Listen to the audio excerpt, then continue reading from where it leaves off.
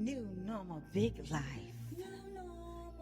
What if a drug designed to help you move better turns you into someone you don't even recognize? Imagine this, a pill that stops your tremor but triggers uncontrollable urges, hypersexuality, gambling addiction, and pedophilia. That's the reality for some people taking dopamine agonists, drugs millions rely on for Parkinson's and restless leg syndrome.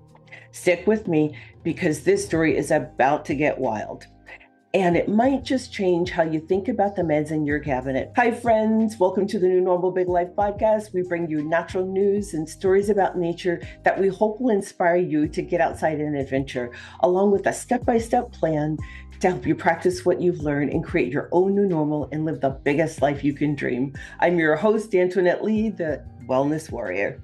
Let's start with a jaw dropper. Picture a 63-year-old man, a Parkinson's patient, who's suddenly overcome with a surge of sexual urges he can't control. He ends up assaulting a 7-year-old girl and acts so far from who he was, it's like the drug rewired his soul. Or meet Claire, a woman who started flashing strangers in the dead of night, risking her safety and her relationship, all because of a pill she took for restless legs. These aren't horror movie plots. These are real side effects of dopamine agonists, drugs that mimic the brain's pleasure chemical dopamine. And here's the kicker. Some patients say they were never warned this could happen. How does a lifeline become a life wrecker? Let's break it down. Here's the science and why it happened. So what's going on inside the brain? Dopamine agonists are like a stand-in for dopamine, a neurotransmitter that helps control movement and makes you feel good. Think of it as the brain's reward button. These drugs are a godsend to people with Parkinson or restless leg syndrome, calming tremors, or those creepy, crawly leg sensations. But here's where it gets dicey.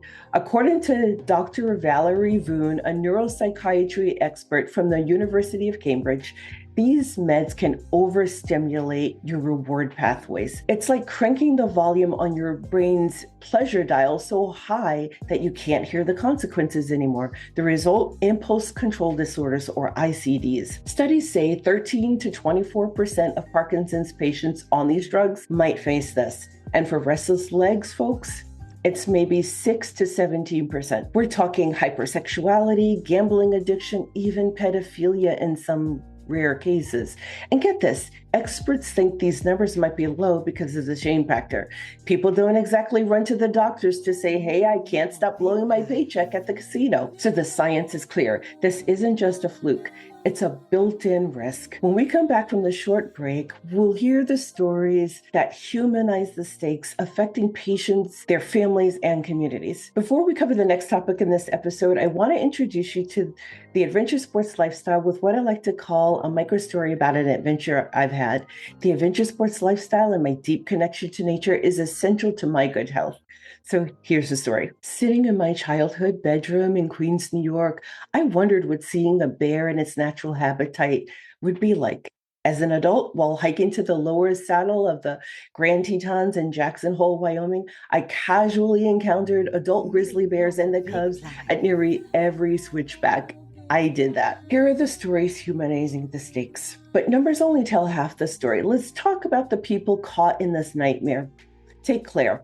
She told the BBC that about a year into taking ropinirole, it's a hard word to say, for restless legs, she started having these overwhelming sexual urges. She'd sneak out at 3 a.m., flashing strangers in sketchy situations, even though she had a partner at home. She said there was this tiny voice in her head screaming, this isn't right, but the drug drowned it out. It wasn't until years later that she linked it to the meds. And when she stopped, poof, the urges vanished. Now she's left picking up the pieces of her life, haunted by shame. Then there's Sarah, another restless leg syndrome patient in her 50s. She went from zero sex drive to selling explicit content online, racking up $30,000 in debt from compulsive shopping and spiraling into opioid abuse. She lost her job, her driver's license, and her grip on reality, all because of a dopamine agonist. She wasn't her, but she couldn't stop. And that 63-year-old man I mentioned who assaulted a 7-year-old girl on dopamine agonists, a 2003 report from GlaxoSmithKline, GSK, the drug maker, documented his case, and his libido spiked on ropinirole. And when they cut his dose, it faded.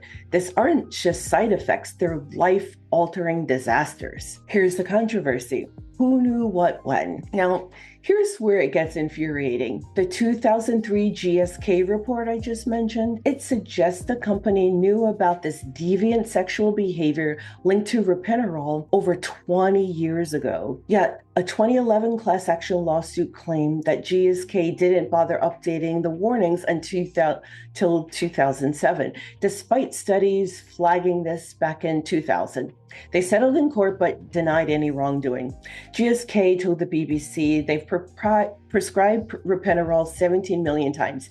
It's been through extensive trials, and they've updated their labels to mention things like increased sexual interest or behavior of significant concern. But patients like Claire and Sarah said, yeah, great, but where was the warning when I needed it? Dr. Evelyn Reed, a pharmacovigilance expert, puts it bluntly, quote, doctors aren't educated enough about this, and the warnings aren't loud enough. The American Academy of Sleep Medicine says these drugs should be a last resort, maybe just for end-of-life care, because the risks are that serious. End quote. So why does it feel like the system's playing catch up while lives fall apart? It's because big pharma's influence runs deep, too deep, because the billions of prescription drugs profits often ends up greasing the palms of the very people meant to safeguard our health. Take Robert F. Kennedy Jr., tapped by President Kennedy to lead the Department of Health and Human Services. Around late March 2025, let's say March 26, though I didn't write down the exact date, he reportedly stood before Congress expanding Medicaid and Medicare to cover GLP-1 weight loss drugs like Ozempic and Wegovy for every obese American could cost taxpayers a staggering $35 billion with a B over a decade. $35 billion over a 10-year period, according to congressional budget offices. He didn't stop there. Kennedy alleged that 100 members of Congress were pocketing donations from a foreign drug giant, likely Novo Nordisk, the Danish maker of the Ozempic, pushing this bill to pad their bottom line. Now, I can't confirm that exact number. Campaign funding is murky and lag behind real time, but Open Secrets data shows pharmaceutical companies donated over $29 million to congressional candidates in the 2024 cycle alone. How can leaders protect us when their votes might be swayed by the same firms raking in $1,000 a month per patient on these drugs? That's where pharmacovigilance experts like Dr. Evelyn Reed come in, trained to spot and curb drug risks. They're our last line of defense against a system where profit too often trumps safety. Let me break it down for you. A pharmacovigilance expert is a professional who specializes in monitoring, evaluating, and ensuring the safety of medications once they're at market. Pharmacovigilance, sometimes called drug safety, is the science and practice of detecting, assessing, understanding, and preventing adverse effects of other drug related problems. These experts play a critical role in protecting the public health by identifying risks that might not have been fully apparent during drug trials, which are often limited in scope and duration. Typically, a pharmacovigilance expert works with data from various sources, healthcare providers, clinical studies, and even social media to spot patterns of unexpected reactions. They analyze this information to determine if a drug's benefit outweighs its risk, and they collaborate with regulatory agencies like the FDA or EMA, pharmaceutical companies, and doctors to update safety warnings, adjust dosages, or in extreme cases, pull drugs from the market. For example, they might investigate why a drug like a dopamine agonist triggers compulsive behaviors in some patients and push for clearer labeling and education for prescribers. It's a commitment to patient well-being.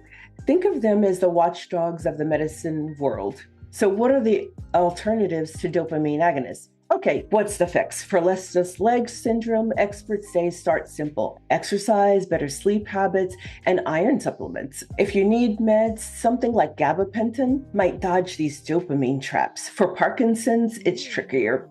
Dopamine agonists can be clutch, but tweaking doses or switching therapies could cut the risk. Dr. Reed advises use these drugs cautiously, and doctors must watch their patients like a hawk. The bigger issue is awareness. Patients deserve to know that they're gambling with their life when they're taking these drugs. It shouldn't just be a fine print footnote. Claire, Sarah, and the 63-year-old man didn't sign up for this. There needs to be better doctor training and transparency, and a healthcare system that doesn't shrug off drug effects or side effects that land you in debt or jail or worse. So here's the hook that sticks with you. A drug can save your body, but hijack your mind. Dopamine agonists are a double-edged sword. Miracle workers for some, ticking time bombs for others. Next time you pop a pill, ask yourself, do I know the full story? And if you're a doctor listening, maybe it's time to double check those warning labels and have that tough talk with your patients. This isn't just about meds. It's about trust, accountability,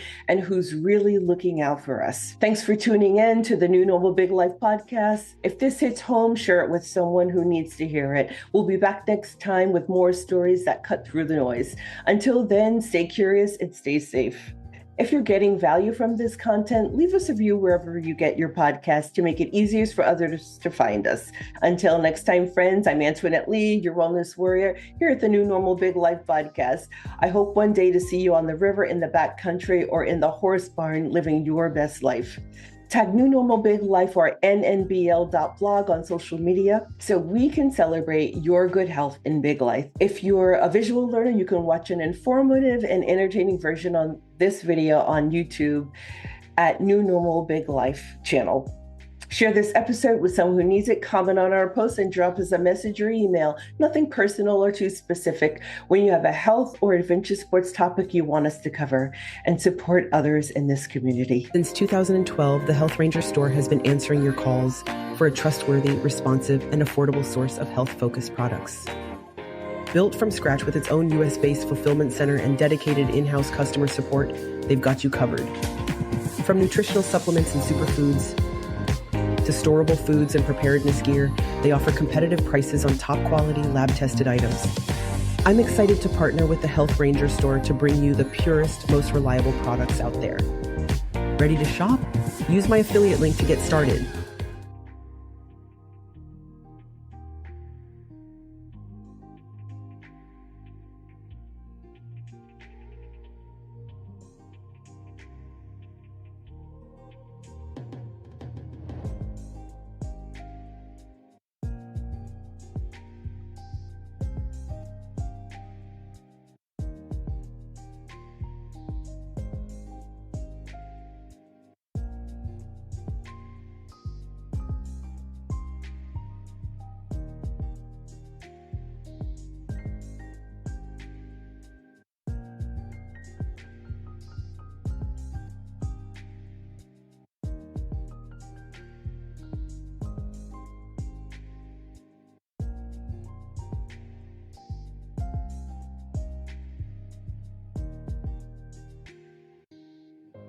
New Normal Big Life.